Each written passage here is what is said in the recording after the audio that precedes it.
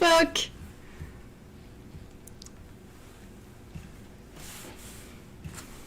Hello everyone.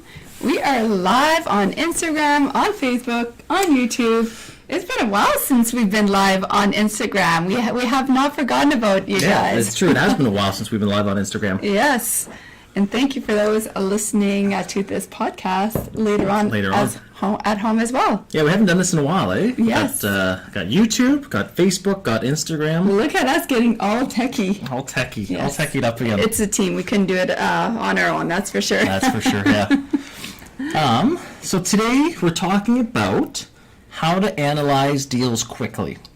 And we're going to go at the end, we're going to talk a little bit more and like just kind of breaking how we analyze deals. But also we're going to have as typical or as usual, we're going to have the Q&A at the end for some questions. So make sure to start writing your questions in so that we have them and we can answer them at the end. Yeah, basically how the show works. We talk content a little bit. We'll give you some tips and tricks, and then we spend a little bit of time answering your questions. So if you have questions for us today, make sure to type them in, whether you're on YouTube, Instagram, or Facebook, so that way we can answer your questions afterwards. Yes, and if you are on YouTube, make sure to subscribe to our channel and hit the bell to be notified. It helps the algorithms. It helps us out. We are at a couple updates, fun updates before we get started. We are just about at 25K on Instagram. We're getting there. So that almost at 25K mark, which is amazing. So thank you for my Instagrammers for following us.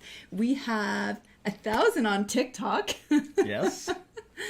And now we just hit the 2,000 mark as well on YouTube. On YouTube and Facebook. I think we're on the 25K as well, or 26 or so. So yes, that's kind of the... Yeah, so we've kind of hit some big marks recently, which is fantastic. Yeah, that is awesome. Yes. And if every Thursday at 1 p.m. we release a new YouTube video, so make sure to check it out. I forget what tomorrow's title is, but remember it's top 10 tips for Renos. Renos, yes, that's right. Good. This is going to save you money in the long run. So make sure to, if you're not part of our channel yet, go make sure to subscribe because you'll get notified when it's released. It's going to be a good one. Well, and what I like about it in this video, and again, it's getting released tomorrow at 1 p.m., is it's renovations that are not expensive, right? Everyone thinks a brand new kitchen or a brand new washroom is what's going to do it. And yeah, okay, but how much money do you want to spend, right? Do you want to spend $10,000 on a kitchen, $5,000 or $10,000 on a bathroom?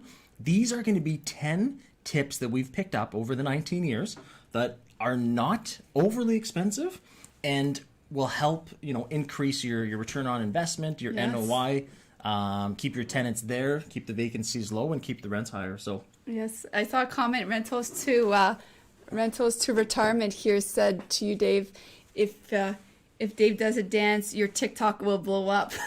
I have done dances. You know what? He did one dance, and I think that was our most popular ever. You know what? I'll do another one with a dance, yeah. There we go. It was a salsa music dance one last time. Yes. Okay. I don't know if they subscribed out of pity or what was the reason behind it, but it did really... Not every day the big Dave does a little salsa. So. Well, that was a fun one. I don't know. It was outside, and it was just kind of... When Mel played the song, it just kind of... He just started dancing. What's funny is we showed Colton, our 5-year-old, and he started doing the same little dance anyway. Yeah, very cute. So today, how to analyze deals quickly. So we're going to go over a couple different ones, and then we're going to talk about something that people... So there's... 2 tips how you gotta do the intro. Oh, yes. All right. The intro is official. That means the podcast is officially starting. Welcome to the Investor Mel and Dave Show, where we talk about business, real estate, and life. Awesome. There, I'll start. That was my radio voice. That was your radio voice. Now let's go back to normal voice. Yes. Okay. So the first thing that I look at, and sorry, I should kind of say something not a blanket statement, but when you're looking at different markets, you can apply this to different markets, but it's not a hard and fast rule. This is just and it won't apply to every single market, so just know that as well. But this is a hard and fast rule. I'm not saying go buy real estate just on these things. It's just it's another tool in the toolbox. It's something that will help you make decisions and save some time. Yes. Now, why is this important? It's important because as an investor, you do not want to be spending your time a lot of your time analyzing deals. I have a lot of, quite often people tell me I don't have that much time to do real estate, and I find it's taking me a lot of time. Like when Dave and I, we bought 12 properties in 12 months. We were still both working full time, 3 kids at home. This was our side hustle. So we had to find ways to quickly analyze deals in order, the more deals you look at, of course, the better. So if we're going to look at lots of deals and we're going to analyze lots of deals, we also only had so much time, the same way that you only have so much time. So finding quick ways to analyze deals that we can determine, yes, it's worth exploring further, or no, let's just stop there, is important as well. Yeah, bang on. These quick tips help you, because if you're going to dive deep into every single deal that you see, it's going to become, it's going to take time, and it's going to kind of take the wind out of your sails too, Yes. right? Yeah, You're going to get absolutely. bummed out. So the first one is the popular 1% rule. And this is something that we utilize all the time. I can, when someone's telling me, sometimes I'll get an email. Well, I get emails all the time. Hey, Dave, I've got a deal for you. Or realtors are calling and they've got a deal. Hey, it's going to hit the market in a couple of days. I just apply because it works in the markets that I invest in. Okay, so just let's break one down. Easy numbers. Let's use your 100,000 that you love let's to use use. the typical. So let's say you have an income property that the asking price is $100,000. Okay, so $100,000 asking price. Now the 1% rule would be that your gross monthly rent has to be 1%. So in this scenario, it would be $1,000. So if someone gave you, hey, I want to sell you a property, $100,000, and the rent is $1,200 a month. So this is something that this scenario actually meets the 1% rule and is even higher. It's better than the 1% rule. So that is it in a nutshell. And that's something, again, am I going to just buy a deal or turn the deal away around for this? No. No, and we're also flexible with this. If you know us well, we love finding underperforming properties, which means, yes, we use a 1% rule, but we are also flexible with that.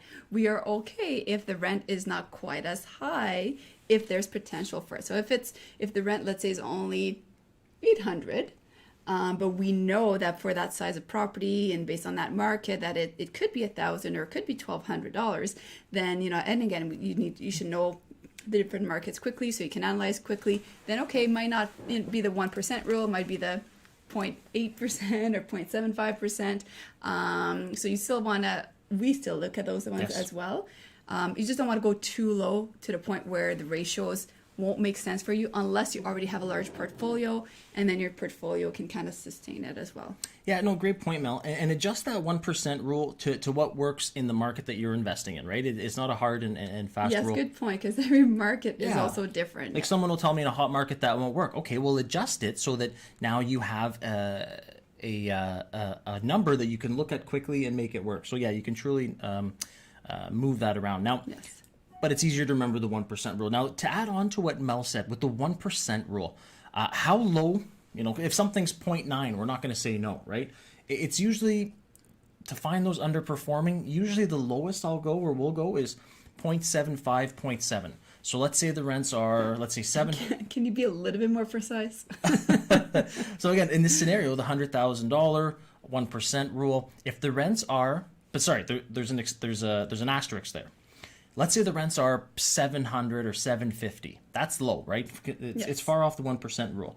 Now, the asterisk here, what it matters is those rents, are they very, very low and underperforming rents, or are they market value rents, right? Because if they're market value rents and it's still at a 0.7 as opposed to, at $700 as opposed to $1,000 in that example, and it's market rent, well, there's nowhere for the deal to grow. There's nowhere for the deal to lift. So you're going to be stuck at that, and you're not going to be able to, like we like doing, buying it, no money in, and then getting the value up and refinancing and paying everyone up. So that one will stay not stuck at that percentage. Yeah.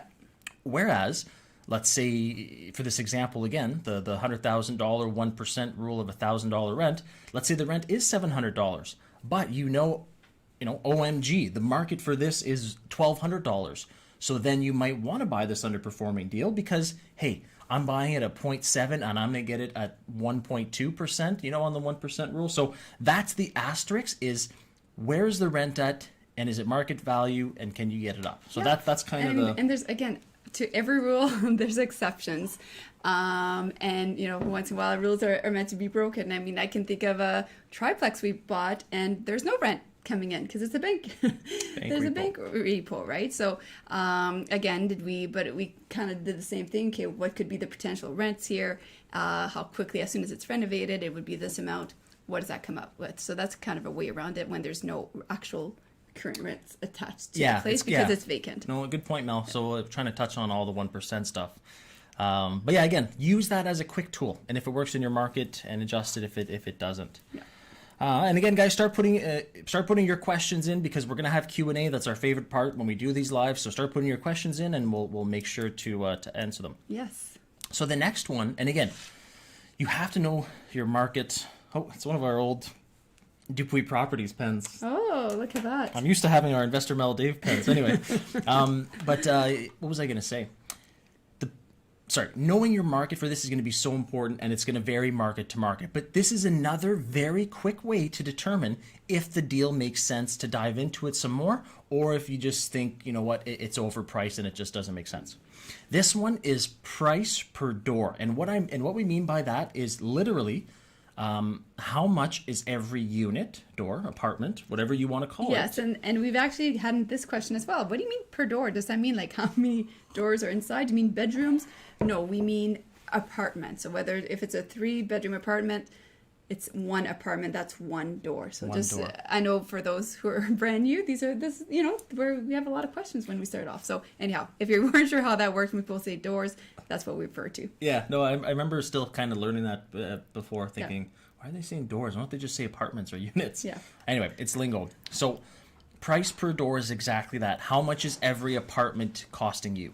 And again, I'm going to use very easy examples here. Let's say, I'll talk about a market that I invest in, and it's roughly $100,000 a door. You know, it could be anywhere between 80, 90 to 120, but let's say on average, conservatively, it's $100,000 a door.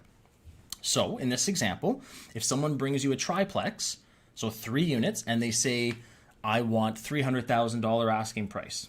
Okay, that's reasonable. That's reasonable. But if they say, I want $500,000 for a 3-unit or 3 apartment, that's really, really high. Exactly. Yeah. So knowing that it'd be 100 typically. Exactly. Yeah. And then there's some markets where the price per door is $500,000. So a triplex for $1.5 million is okay. So again, that price per door is so independent of the market it's in. Now, in this scenario, if someone says, I've got a triplex and I'm asking $250,000 for it, again, you know the price per door average is $100,000, and you're getting it for whatever that adds up to being. You're getting it at $250,000 as opposed to $300,000. Now you can do a quick analysis. Again, it's all about looking at deals quickly. So you can do a quick analysis. Okay, price per door. It's actually cheaper than what the market can bear. It's worth exploring further. What are the rents like? What is our potential? Is there a reason why it's $250,000? Maybe it needs $100,000 of renovations. Okay, is it going to be worth it? But at least it's worth either saying yes, it's worth exploring further, or move on to the next one. That's how we get, again, through deals so quickly all the time. The more deals we look at, the better. It's a numbers game. If you're looking 100%. at 20 deals a week, if we're looking at 20 deals a week and our neighbors looking at 2 deals a week, statistically, who's going to win? We're going to win. We want to win, so we look at lots of deals. Well, okay, and think about this. So we just talked about the price per door. Like start compounding the two we talked about. So now let's say someone approaches you, and again with these examples, okay? They're going to approach you they want to sell you a triplex, and they say it's $250,000. So the price per door was $100K. So in this scenario, the price per door makes sense. But now ask for the rents, and then you get the rents. Let's say the rents are at a 0.75% of what. So let's say on a $100,000 unit, the rents are $750, right? So they're not meeting that 1% rule. So here's how you can start using both together. Yes, the price per door made sense, but the 1% rule doesn't make sense because the rents are low and there's no room to go up anymore. They're already stuck at market value. So now you can start looking at both of these quickly, and when you apply both of them, you can start, getting through a lot of deals very quickly. Yeah, yeah, and it's nice because again, with our strategy of none of our own money, this applies very well. We can still very quickly see if the deal makes sense or not. And speaking of none of our own money, we have recently purchased over 100 units, and of course we don't use our own money and we don't do any joint ventures, and we are actually having a live session tomorrow. So that would be Thursday, October 29th. At 8 p.m. Eastern. It's completely free. We're going to be live like this. However, and we're going to be live for quite a while. I think it's about a 90-minute up to 2 hours. Probably closer depending. to 90 minutes to 2 hours. I think last time was 2 hours. So we're going to be live. You do have to pre-register. So here's the link. If somebody could kindly put it in Instagram and Facebook, but it's on YouTube. It's www.iloveopm.com. So you have to go to that. It's free to join, but you just have to pre-register. There's only so many spots. It's filling up quickly. Yep. We did a couple weeks ago, and then we got tons of emails saying we missed it. We want to see you live because live is always fun, of course. So we thought, let's do it again. So www.iloveopm.com is where you register on Instagram. It's also in my on my main page. Yeah. And no, that's awesome, Mel. Yeah, go register, guys. It's going to be a cool webinar. We're gonna interact with you for 2 hours, and there's Q&A at the end of it as well. Yes. Yeah, no, I wanted to brush up on that example. So let's go back to that triplex that could be up to $300,000 per purchase price because it's $100K per door. Now, what's cool is if you know the market and you know that's what the market can bear is up to $100K per door. And then you have that triplex that they approach you with for $250,000. Now, when you have that $250,000, like I was saying before, what if the rents are low? Here's what's cool is what if you do the 1% rule on that? So that would be $2,500 a month, right, for the total rents. So let's say all 3 units come up to $2,500 a month. So it meets your 1% rule. And let's say all 3 units are underperforming. But that could be maybe $3,000 a month total for the 3 units. Could be $35,000. So that is where using the price per door and the 1% rule, you could truly find those underperformings and you think the rents are low. That's why the purchase price is lower. But then once I get the rents up, it will be worth that $300,000. It will be worth over that. So again, that's a quick and dirty way of seeing if you can get a lift in a building. Absolutely. Now the next one are just kind of, these are tips. Because when you go, it's going to be not, and let's break it down. When you go look at rental properties from the real estate agents and that, you're going to get net operating incomes. And that's basically your income minus your expenses and what is left over.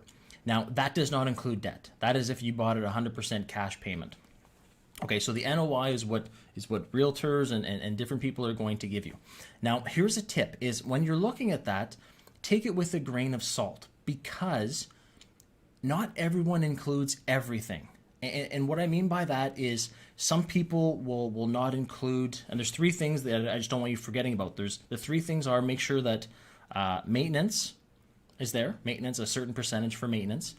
Property management. Exactly. And vacancy. Exactly. Yeah. So those 3 things, again, are not always put in, but people might think, oh, this is a great deal. However, when they go to the bank, the underwriter is going to put that in there. Yeah, and it's important to do so because often, again, everybody calculates deals a little bit differently. The current owner may not think about including those things because maybe he manages everything himself. He never had vacancy, so he doesn't include it. So for whatever reason, doesn't mean they're doing it purposely to try to rip you off. It's nothing like that. I mean, it could be, but it could also just be that they're just not putting it in because they never had their own expenses. But including that is absolutely important.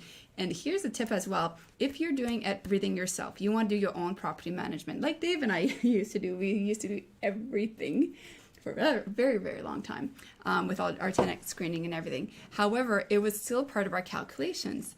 Why? Because we knew that someday, once we got to a certain level of doors, of apartments, that we would not want to continue to do it anymore because we can't scale, right? We only have so much time in order to scale. We'd have to let go of certain tasks. If we wouldn't had that part of the calculations, then that'd be pretty difficult, right? Because now all of a sudden, in order to cash flow, we're thinking now, okay, well, I need to do it myself. So always making sure whether you're going to do it yourself, to include those calculations. Well, yeah, that's amazing, Mel. And the other thing as well is think about it this way. If a deal is cash flowing, right? If you still find a deal that's cash flowing that also has all those expenses in it, right? It is awesome because now it's the true numbers that you're going to be putting in your pocket every month. As opposed to, let's say if a deal cash flow, you'd rather have so many expenses, in it, and it still cash flows, than not have all the expenses and then have that lunchbox letdown, right? Where, oh, this deal looks like it makes sense. Okay, but now I put in my maintenance costs. Ooh, okay, that hurt my cash flow. Now I put in my property management costs. Ooh, now I'm upside down in this deal, right? So once you put those in and the deal still makes sense, right? That's when you know you've got a good deal. And also, you want to know all the expenses. You want to underwrite like the banks, because why would you want to waste your time? Yeah, exactly. Know what you're getting into before you get into it, not after. Yeah, and then kind of once you have all that stuff, guys, what you're going to do, and there's different ways of doing it. We use our cash flow analysis matrix that takes the guesswork out of it, but you're basically, it's simple. You're going to take, well, it's not simple, but overall, you're gonna take your income, right? All the rents you get, all the other money as well. Like if you're renting out a storage unit there, if you're renting out a shed, or if parking is over and above, if Wi-Fi or laundry, all that income, you're gonna take all that and you're gonna minus all the expenses. And that's how people, that's how you basically have a quick look at it and see if it's again worth investigating further or walking away. Absolutely. Cool. Yeah, that's what I want to touch on quickly. So awesome. Let's open up the questions. Let's open up. We've been live already for 20 minutes, so now it's usually Q&A time. It's Q&A. We do about 20 minutes live and some Q&As. So if you have any questions, whether you're on YouTube or Facebook and Instagram, write them now. Otherwise we'll be wrapping up the session. But yeah, hope you join us tomorrow for the live session. Last time we had hundreds of people joining us. It was an awesome live session. There's tons of questions. The feedback was amazing. They loved it. A lot of people just decided that wow, using other people's money can absolutely expedite your growth, because without that you get stuck. Yeah. Awesome. So yeah, hello, Twanda, Sarah, Joe, Helen, Joshua, run percent rule, amen. Quick and dirty way, but quick. Anna, and hello. Joshua, hi Anna. And Joshua, yes, you're absolutely bang on. Got a question here on Instagram. How quick have you been able to BRRRR? So quite often we do a BRRRR, but it's often when it depends if the tenants are in or not. If the tenants are in, then it's a little harder because we can't just, depending where you live, we can't just kick them out. So if it's a bank repo, it depends. Let's say about six months or so, depending how much renovations. If the tenants are in, then it might take a couple years quite often before, depending how many units, before the tenants kind of switch over, and then as the tenants leave, we do the upgrades type of thing. So we always make sure to leave ourselves enough time. So if we think it's going to take us 2 years, then we won't do a deal typically unless it's 5 years, and likely we'll repay our lenders early if that's what they want. But we always want to give ourselves extra time for that reason, in case a tenant doesn't move out or something happens, and especially with our strategy of using other people's money, or exit strategy is crucial. Yeah, and it's not, because people ask that too. People will think there has to be a certain amount of time that's passed by. And yes, the bank isn't going to do a refinance a month after they've financed you, right? So that is a fair statement to say that there has to be a certain amount of time, but it's mostly it's mostly on what has been done, right? Have you gotten the rents up? And if you have, awesome. Have you done any renovations? So that's going to be most important, is when you go back to the financial institution for a refinance, you can say, hey, I did XYZ renovation wise, and look, my rents are higher than when I came to you last time. This is why I want to refinance, and then you'll be able to justify why you want to trigger a refinance. So it's not, hey, at the 6 month mark you can automatically come back, because think about it, you can own a building for a couple of years, you can own a building for a year. I was gonna say a couple of years you're gonna have natural appreciation, but let's say you own it for a year, and you're in a market that doesn't increase, that fast, and you haven't done one thing to renovate it, and you haven't increased any of the rents. The bank's going to say, why would we refinance? Yeah, right? you have to justify why you're exactly. requesting that. have a question for you specifically here, Dave. Oh, geez. Dave, best practices or tips so that Mel can flourish in REI. I've noticed that I can easily take over, and my wife, maybe his wife's name, maybe it's Mel as well, doesn't feel as involved, but I want her to thrive in it. So best practices or tips so that Mel can flourish in REI. I've noticed that I can easily take over, and my wife doesn't feel as though involved, but I want her to thrive in it. So what would be your tip? I'm trying to think. I'm still confused with Mel. Is it you or his wife's name Mel? I'm trying to confuse in that. One thing is, well, the reason Mel and I flourished is that is stick in your lane, right? Rentals to retirement. So if you want Mel, I'm assuming that's your wife. I'll just say your wife because I don't know what her name is. But if you want your wife to flourish in real estate, let her do the things that she likes, right? And you do the things that you like. Like in our portfolio, I love finding and analyzing deals.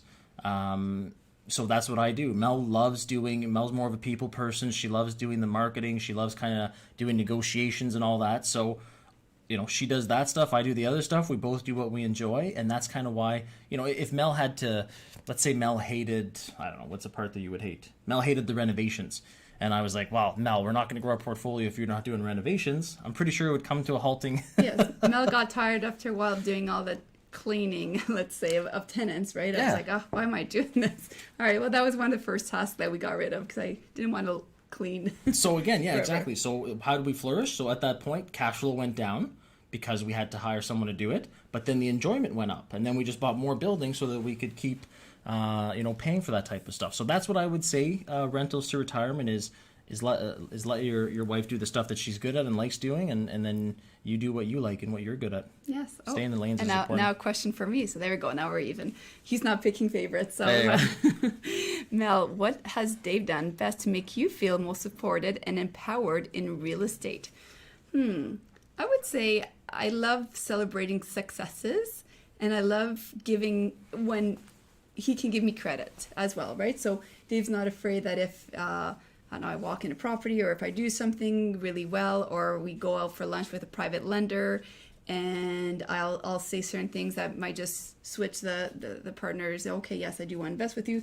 You'll make a point of telling me about it, and hey, you know what? When you said that was really good, which of course makes me feel good, makes me feel like, okay, yeah, I'm doing good stuff. So it's just probably that encouragement of you're doing this well, and good job on this, and good job on the website, and good job on whatever else as we kind of progress. So just that encouragement. Yes, and it's so funny how I've got my foot in my mouth. Is I still remember. Yes, at the beginning he was not. Well, no, I still remember when Mel came home and said, "I think we need a website for our rental properties." And I was like, because I didn't believe in social media, and I was like, why would we do a website? What's the point of that? I'm like, we have rentals. We post it on Facebook and Kijiji. Who needs a website? Yeah, he was against it. If you want to spend your time doing that, go ahead, but it's not going to make us any more money. And so anyway, kudos to Mel for not listening to me and saying. Yes, I don't always listen to him. Exactly. Awesome. All right, I have a couple more questions here. This one. Sorry, I'll let you read it. Oh. How does HELOC work for rental properties? How does HELOC? Yes, and that's something we do get a lot of the times with HELOC is, and first I'm going to say, I'll probably explain what it is. So it's a home equity line of credit. And to be honest, I don't really do HELOCs. And there's nothing wrong with them, and I'm not saying that there is, and people can do them if they want. It's home equity line of credit. I prefer just refinancing. I don't like having this. I prefer just doing a refinance and taking my money out and then doing what I want with it. But that's my preference, okay? And I know a lot of people do HELOCs. So I want to touch on two things, but now I forgot the question. Do you want the question again? How does HELOC work for rental properties? Okay, yes. And then the other thing, too, with HELOC, and there's kind of, not that it's a double-edged sword, but I like refinances over HELOC. That's just personal preference. Now, you have to think about this. HELOC, some institutions might not allow you, I can't remember them, but some of the bigger banks and some of the bigger institutions might not allow you to use your HELOC as the down payment on income properties. So just be aware of that. I would have the conversation with the financial institution before banking on that and firming up on an offer. Now, the second thing is, think about this. HELOCs, the institutions, whether you use it or not, I think it goes to, and again, I'm not going to try and pretend to be a mortgage broker or a mortgage specialist here. but sometimes it'll go against your total debt service ratio, right? So whether you use it or not, you can have $100,000 sitting there, but then I think they still look at it as though it has been utilized and what your monthly payment would be. So that comes back into your total debt service ratios and all that. But again, I'm not a specialist in that. That's not my forte. Now, the other thing with the refinance, again, is now you have higher debt because you've refinanced, a new mortgage at a higher amount. So that also plays on your total debt service ratio. So you these are have things to do before doing it, right? Know exactly what you're getting into to make sure that for your global portfolio, that is going to continue to make sense. So if you refinance, you need to make sure the numbers are going to continue to make sense. Otherwise, you'll get stuck. Well, think about it. Let's say if you do and talk to your institution, run these two scenarios. Oh, Dave, the HELOC scenario, you're not going to be able to use it as a down payment, and it's going to throw your total debt service ratios off. Okay, so let's not do that. And okay, let's run the refinance route. Okay, you can use that money towards other income properties, and you're still under the total debt service ratio. I think it's like 40 or 42, or vice versa, right? So that's the scenarios. Like we did that when Mel wanted to quit her job. We went into the bank and we said, how many rentals do we have to buy for Mel's income to not make sense, to not affect it anymore? It's just reverse engineering what you want. Yeah, absolutely. Good. Let's take another question or two here, and then we'll wrap it up for lunch before we go live with the Action Family, where we answer questions for one full hour. It's never just an hour. It's always more than an hour because we love it. All right, Dan Madigan, would you say using an 8% cap rate in this market is a safe way to go for predicting future value? And I wouldn't say, like, if we take my market, so it's somewhere between, let's say, 7 to 10% cap rates. I find that safe. 8% cap rate is a healthy deal. And people out there, the higher the cap rate is usually the more the deal will produce income and that type of thing. But kind of same thing again, cap rates are not always calculated the same. Do they have property management in there? Do they have, the true NOI? So that's just a glimpse. Now, for predicting future value, again, I don't know if I'd use just cap rates. I would look at, for future value, what we do for our future evaluations is, again, kind of like we spoke earlier, is where are the rents at? What is the price per door? Where did you get the deal? Did you get the deal on the low end or the high end or the medium end? Were all the rents underperforming? Were all the rents at the max ceiling rent? And then the other thing was, what are the comparables doing, right? So what are the comps for future value? So if you're thinking, because again, it's kind of all the same thing. Like let's take that triplex for $300,000. Even though, let's say you rent all 3 units at, I don't know, $3,000 each. So now your monthly rent is $9,000. So you're saying, well, on paper, the 1% rule, my place should be worth $900,000. Well, no, right? It has to be everything in total, right? Because the comparables, well, they're only selling for $400,000. You can get the highest rents ever. It's kind of like a whole triangle. What are the other price per doors? What are the other rents? And then what are the comparables? So, but cap rate in this market, is a healthy deal. Yeah. Awesome. All right, let's take one more question here. Camila. Okay, so this is on a Facebook. Camila, for refinancing, do you have to be fully tenanted?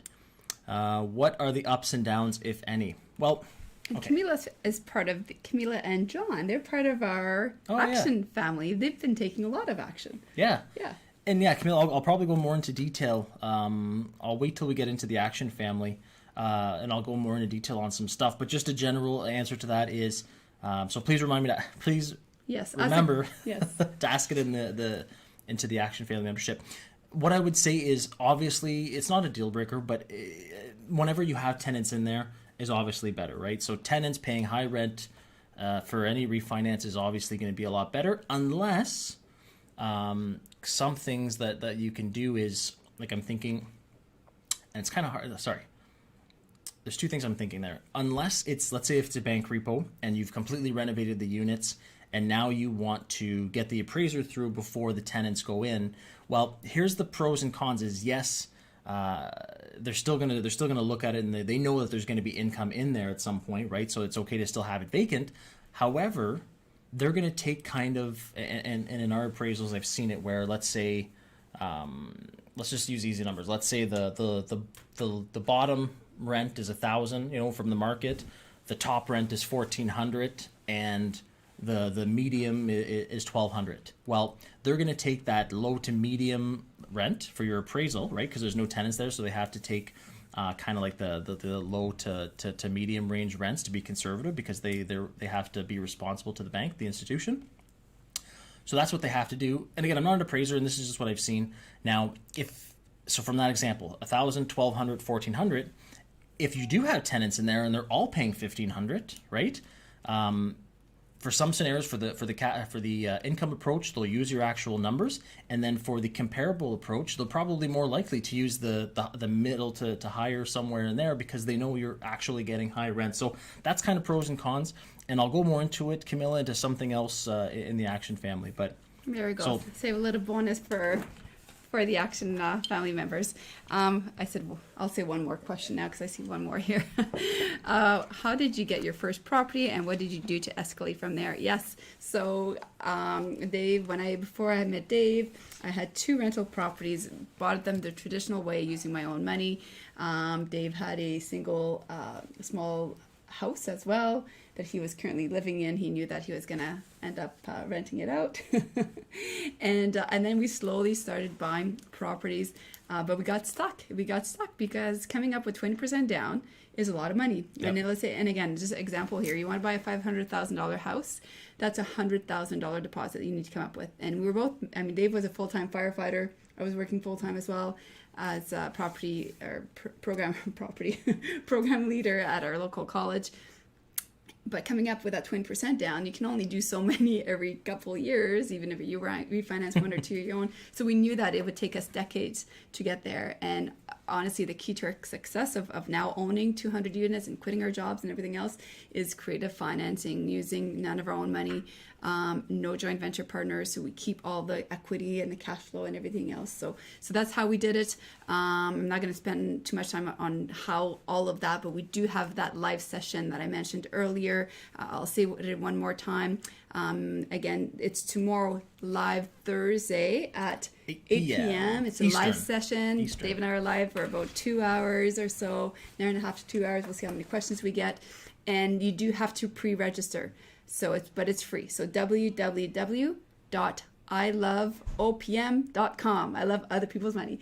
www.iloveopm.com. You can register, and we'll get into our whole story on how we did that, the right mindset and everything else. And of course, we'll analyze some deals. Perfect. Thank you so much, everyone. Thank you, YouTube. Thanks, YouTube. Thank you for those listening at home as well, and Facebook and Instagram. Awesome. Bye, everyone. Thanks, guys.